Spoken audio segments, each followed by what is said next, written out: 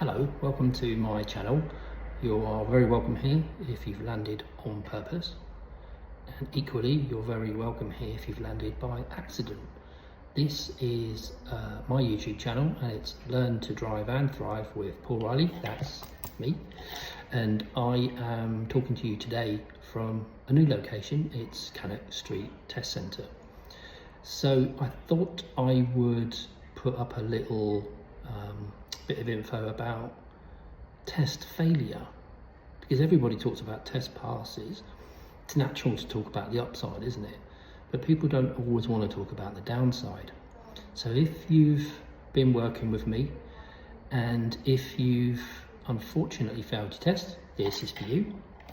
If you've stumbled onto this and I don't work with you, and maybe I don't even know you, then if you failed a test, this could be for you.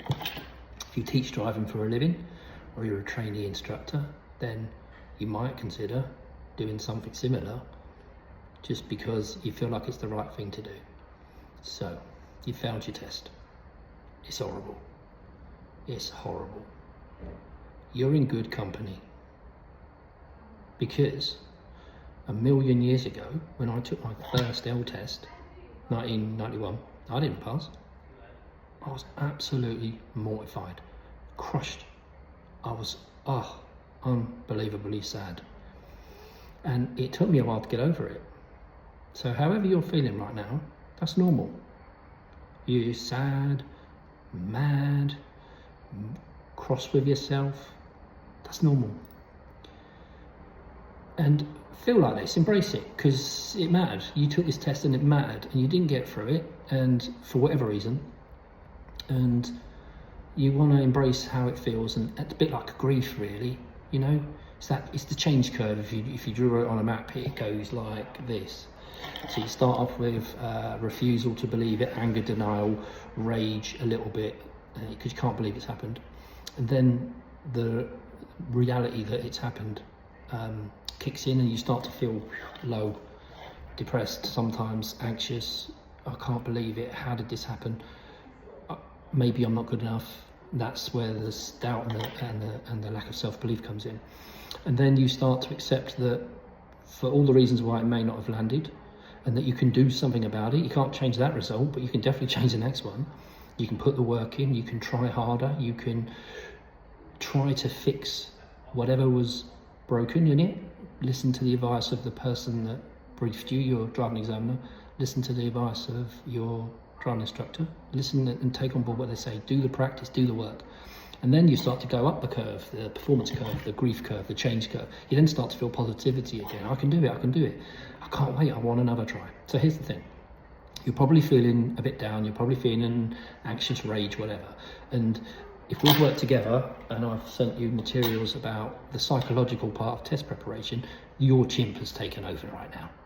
It's outraged, it can't believe what's happened to it, it wants to be cross, and let it. Take as much time as it takes to just get it out, because you've got to get it out. Write it down. If that helps, write it down. Write down all of how you're feeling, how did it go, why did it go wrong. The most important bit, and like anything in life that's a setback, you've got to understand, why did it happen? How could I do it differently if my time came again? How can I make sure I don't repeat that mistake? And then get back to work. Now, if you're working with me and you failed, then do you know what? I still believed you could do it. We wouldn't have done it. We wouldn't have gone for the test if you couldn't. I believed you can do it. I believe you still can do it. You just had a setback. And so you're not the first, and you're not going to be the last. If you're in a Leicester Test Centre, pass percentage is somewhere like 34 up to about 40%. It jumps up and down, but 1 in 3 pass. 1 in 3. So, you know, you could say statistically 6, 7 in 10 don't, because that's the truth. And of those that will pass, sort of less than half of those will pass at the first try. So you're in good company, and you made a mistake, and okay, so we go back to work. So if you let your driving examiner listen to the brief, they should have a fair idea of what went wrong. If they video the route, sometimes they do, they might have a video version of what went wrong.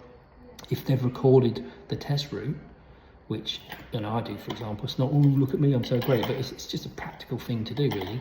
Record the test route and then play it back and let someone else do that route. It's a practice run.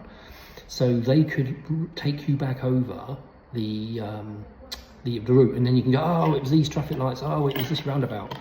And then we just learn to do it different. So look, it's sad that it's not the result we wanted. It's maddening that it's not the result that we wanted, but it's a setback.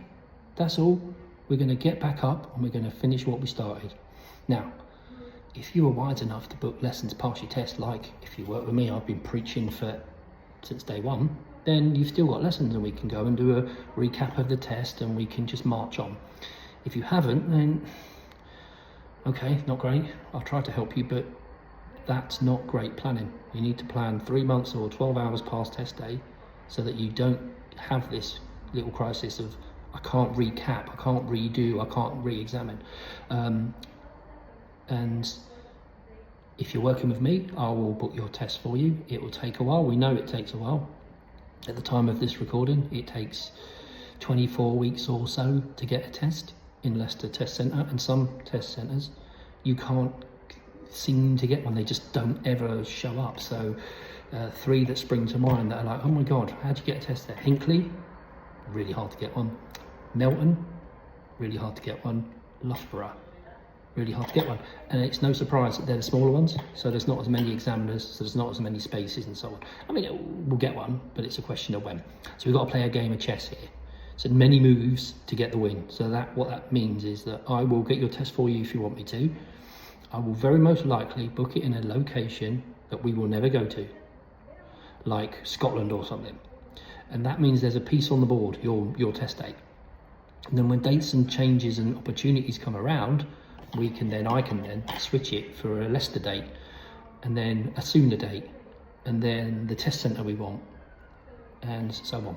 So I've got a little network of people that help me, and I get offered 50 tests a day across all the test centres. Does anyone want this day? Does anyone want this time? My person's not ready, whatever. So it'll come. It's just a question of being patient. So look, you didn't pass, all right? But we will next time. I didn't pass first time. So you're in good company. We're just gonna try harder and we're gonna be better.